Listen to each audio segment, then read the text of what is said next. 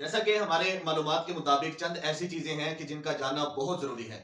ہمارے ہاں دینی اسلامی نظریاتی اعتبار سے ہم مسائل کے حد میں بھی کچھ جانتے ہیں۔ ہمارے احباب ہمارے دوست نماز کے مسائل کے بارے میں کچھ نہ کچھ معلومات رکھتے ہیں۔ اسی طرح بعض ایسی چیزیں ہیں کہ جن کے بارے میں بڑا ہی شوق و ذوق ہے، لیکن چند چیزیں ایسی ہیں کہ جو ان سے بھی زیادہ ضروری ہیں، اس پر ہماری توجہ بالکل بھی نہیں ہوتی۔ جیسا کہ سب سے پہلی چیز غسل۔ غسل انسان پر واجب ہو جاتا ہے، تو اس کو غسل کرنے کا طریقہ کیا ہے، غسل کیسے کیا جاتا ہے، غسل کے ضروری چیزیں کیا ہے۔ میں نے اپنے دوست شخص سے پوچھا، میں نے کہا بھائی غسل کے فرض کتنے ہیں، یعنی کون سے ایسے اعمال ہیں جن کو غسل کے لیے کرنا ضروری ہے۔ کہتا جی باقی تو مجھے نہیں پتا، البتہ 3 فرض ہے، 3 ضروری چیزیں ہیں۔ میں نے کہا کیا؟ کہتا تولیہ، صابن اور تیل، یہ اب غسل کے فرائض ہیں۔ اندازہ لگائیں کہ ہماری مسلمانیت اور انسانیت کس درجے کی ہے۔ ہمیں یہی نہیں پتا کہ غسل کے فرض کتنے ہیں، ہمیں یہی نہیں پتا کہ غسل کے لیے کن چیزوں کا ہونا ضروری ہے۔ یاد رکھیے غسل کے 3 فرض ہیں۔ نمبر 1 کلی کرنا۔ حقیقت میں یہ غرارہ کرنا ہے، کلی کرنا نہیں ہے، غرارہ کرنا ہے۔ غرارہ کیا ہے کہ منہ میں پانی کو لے کر اپنے یہاں حلق تک پانی کو پہنچایا جائے اور پھر اس کو باہر نکال دیا جائے۔ ہے کلی کی ایک قسم، لیکن غرارہ ہے، غرغرہ، منہ کے اندر اس کو پانی کو گھمانا، گلے تک پہنچانا۔ یہ 3 بار کرنا ہے۔ نمبر 2 دوسرا فرض یہ ہے کہ اپنے ناک میں پانی ڈالنا اور ناک کے بل سے تک یعنی نرم ہڈی تک پانی کو پہنچانا، یہ ضروری ہے۔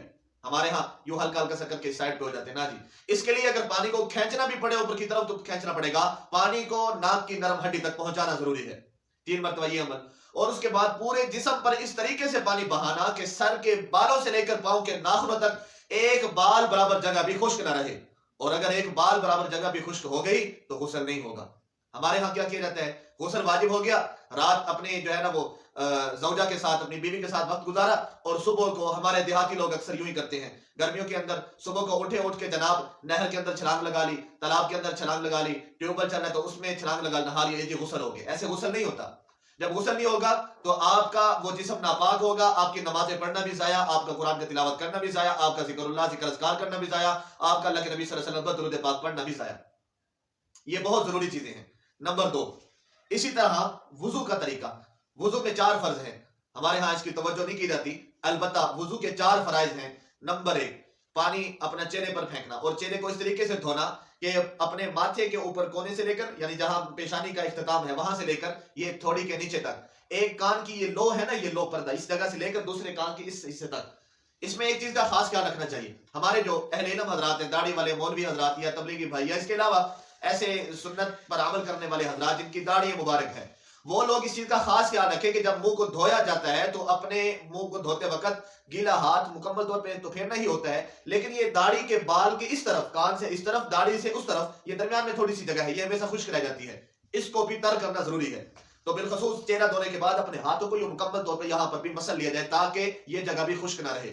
نمبر 2 دوسرا فرض یہ ہے کہ وضو کے لیے اپنے یہ بازوں کو یہاں ٹخنوں سمیت اس کے مکمل کوہنیوں سمیت دھو لے۔ یا ایھا الذین آمنوا ارکعوا واسجدوا واعبدوا ربکم، جہاں پر اللہ تعالیٰ نے نماز کا ذکر کیا، اسی نماز سے پہلے اللہ رب العزت نے انسان کے ذکر فرمایا، یا ایھا الذین آمنوا، اے ایمان والو، اذا قمتم الی الصلاۃ فاغسلوا وجوہکم، اور جب تم نماز کے لیے اٹھو تو اپنے چہرے کو دھو لو، وجوہکم وایدیکم الی المرافق، اور اپنے ہاتھ کو دھو لو کوہنیوں سمیت۔ تو یہ اللہ تعالیٰ کا دوسرا حکم ہے، یعنی وضو کے اندر دوسرا فرض ہے۔ نمبر 3 چوتھائی سر کا مسح کرنا، وامسحوا برؤوسکم، قرآن پاک کی آیت ہے، اپنے سر کا مسح کرنا، اور چوتھائی سر کا مسح کرنا فرض ہے، پورے سر کا مسح کرنا سنت ہے، اور پورے سر کا ہی کرنا چاہیے، البتہ مجبوری ہو تو چوتھائی سر کا کر سکتے، اس میں کوئی ممانعت نہیں ہے۔